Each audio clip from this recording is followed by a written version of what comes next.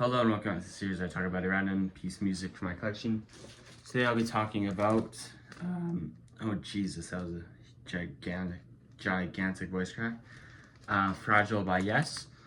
This is Yes's, I guess, fourth album, but almost their second real album. I don't know if you can hear that, there's roofers outside.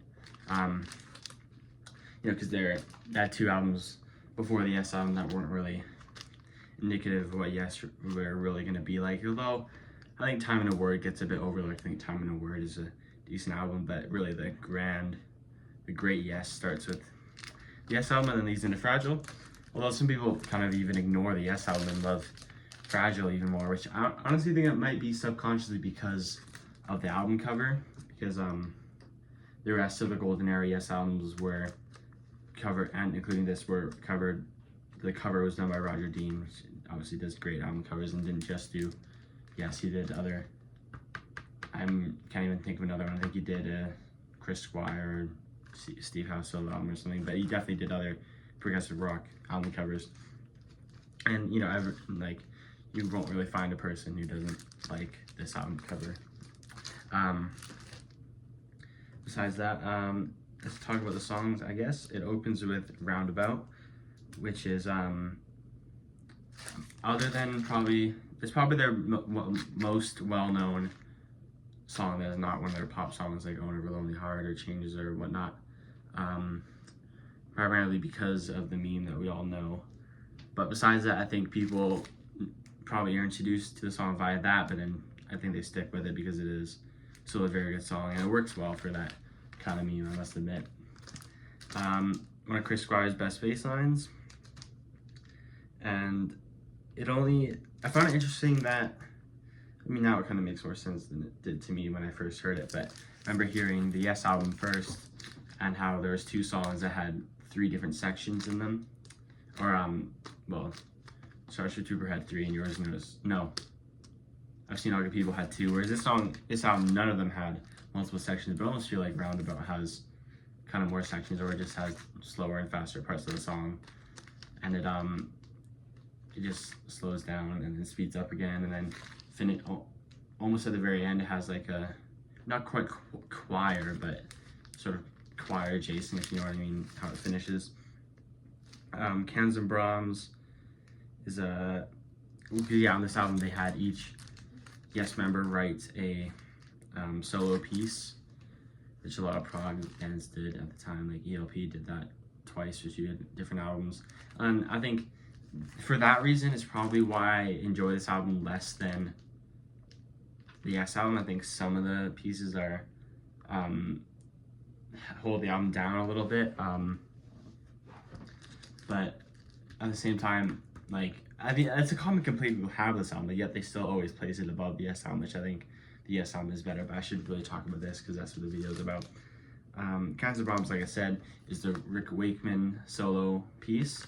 Although he didn't write this piece, it's obviously Brahms is a composer, and it was something to do with his contract as a solo artist that he couldn't put solo music on a Yes album, so he just covered a classical piece.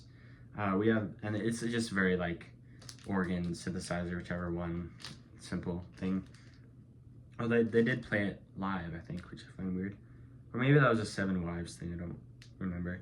We have Heaven is John Anderson's piece. It's slow, it's only I think about a minute. South Side of the Sky is a group effort. It's a very cool song. Not much to say about it. And then closes side one. 5% for Nothing is Bill Bruford's solo piece. It's about 26 seconds. And he put it on the album as a joke, and he titled it 5% for Nothing because he gets 5% of the money because they get money for writing each solo piece, even though he didn't really even write a piece. I'm assuming it's common knowledge, but I said it anyway. Long Distance Runaround is one of the better songs of the album. I think side two of the album is really strong. It's interesting because it sounds like a pop song, but although I've never tried to play any of the song, I've heard it is actually very hard to play, or maybe I'm wrong about that, but that I always found interesting. I hope we're still filming. My phone went a little better. The fish is Chris Squire's solo piece. Something long distance rundown fades into the fish. Some digital versions or CD versions, they are together one track. It's built on like a bass line, and the guitar riff I think follows the bass line for a bit, and then it starts as instrumental, and then John Anderson sings over top of it, and a really cool vocal melody. Mood for a Day is I'm almost forgetting everyone's name. Steve Howe, the guitar player, one of my favorite guitar players of all time. His piece for the album is a solo acoustic beat, just the acoustic guitar, like the clap, although it's kind of different. How this is more like classical influenced is what I thought of it, whereas like the clap on the Yes album is like folk.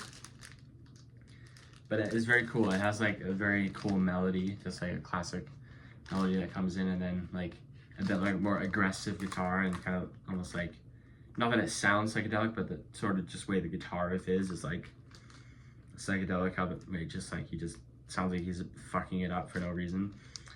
And then it closes with Heart of the Sunrise, which is a great song, one of the best songs in the album, maybe the best song other than Roundabout. And it starts with like a very cool bass and guitar riff.